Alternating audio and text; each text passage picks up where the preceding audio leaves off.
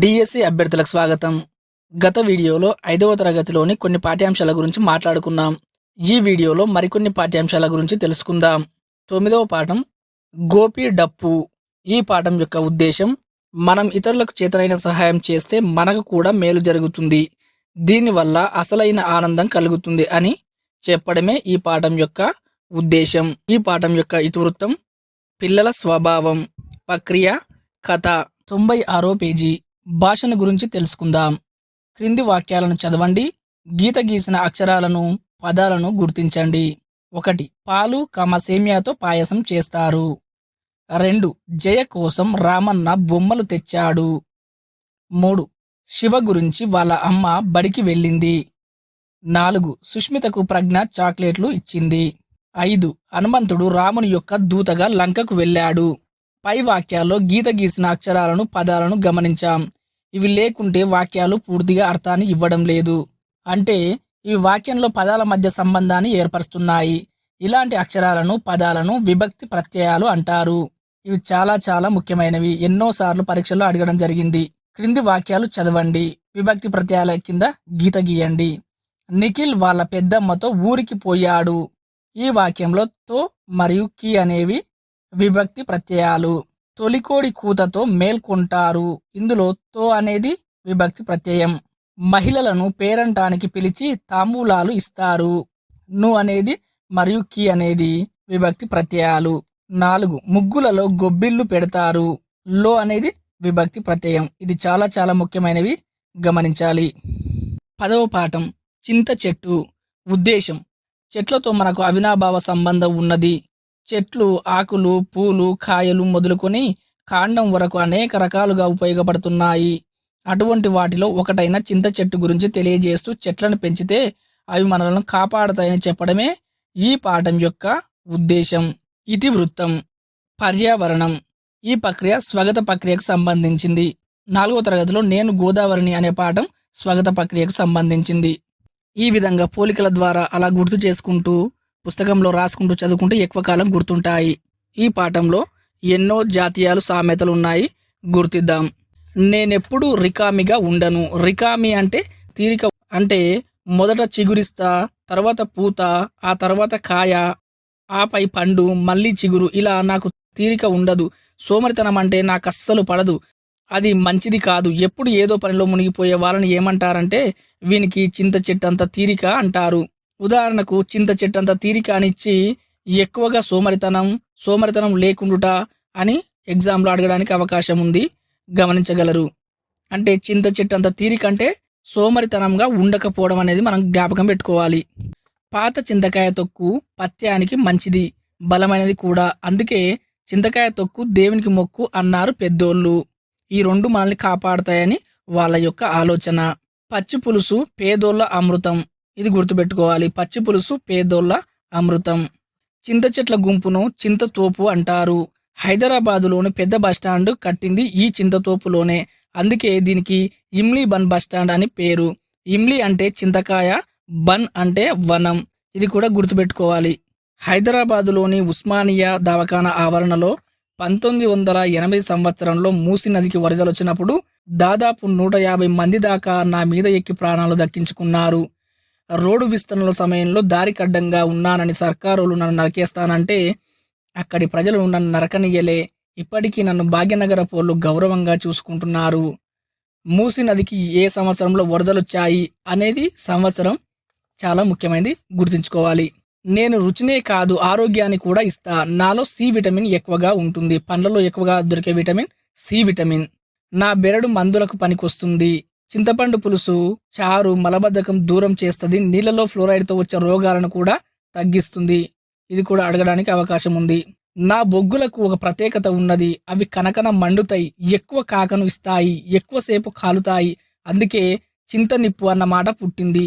కోపంతో కళ్ళు ఎర్రగైనప్పుడు ఈ మాట వాడుతారు. అట్లనే ఎటువంటి పరిస్థితి అయినా పౌరుషంగా ఉండేటోడిని చింత చచ్చినా పులుపు చావలేదని అంటారు. నేను అంత సులభంగా రాలను. అందుకే మంత్రాలకు చింతకాయలు రాలవు అన్న మాట పుట్టింది. కమల కత్తితో కోస్తే గుత్తులుగా రాలుతాయి. అది చూసి ఎవరైనా గుంపులుగా పడితే చింతకాయలల్లే రాలిపోతున్నారు అని అంటారు. కొద్దిగా కూడా చింత లేకుండా బతికే తోడిని చూసి వీనికి చింతాకంత చింత కూడా లేదురా అంటారు అని తన గురించి స్వాగత ప్రక్రియలో చింత చెట్టు చెప్పుకున్నది. ఈ పాఠం చాలా ముఖ్యమైంది. 102వ పేజీ క్రింద ఇచ్చిన సూచనల ఆధారంగా పదం కనుక్కొని రాయండి. 1. రెండక్షరాల పదాన్ని నేను ఇంట్లో మొగ్గను బయట పువ్వును ఎండకు వానకు అండగుంటను ఎవరిని నేనెవరిని. సమాధానం ఛత్రి. 2.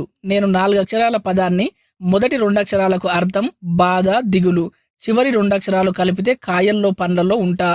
దీనికి సమాధానం చింతగింజ. ఇది 2018 ఎస్ఏ తెలుగులో అడగడం జరిగింది కావున ఇవి చాలా ముఖ్యమైనవి. 3. నేను 4 అక్షరాల పదాన్ని మొదటి 2 అక్షరాలతో ఒక జంతువు పేరు వస్తుంది. పాఠంలో 5వ పేరాలో ఉన్నాను అర్థం కాలేదా గుడిలో ప్రసాదాన్ని.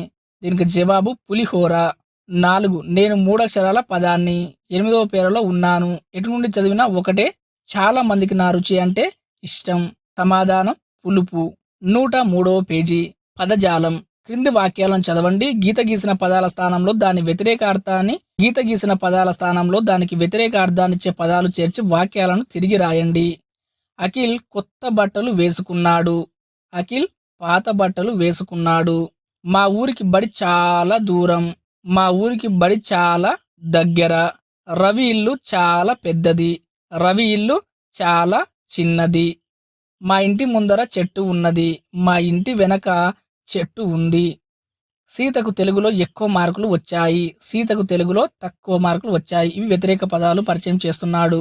104వ పేజీలో పాఠంలో మీరు చింతకాయ గురించి చదివారు కదా. చెట్లకు కాసే వాటిని కాయలు అంటారు. మరి చెట్టుకు కాయని కాయ ఒకటి ఉంది తెలుసా? అది ఏమిటంటే తలకాయ. క్రింది ఆధారాలతో అలాంటి పదాలు రాయండి.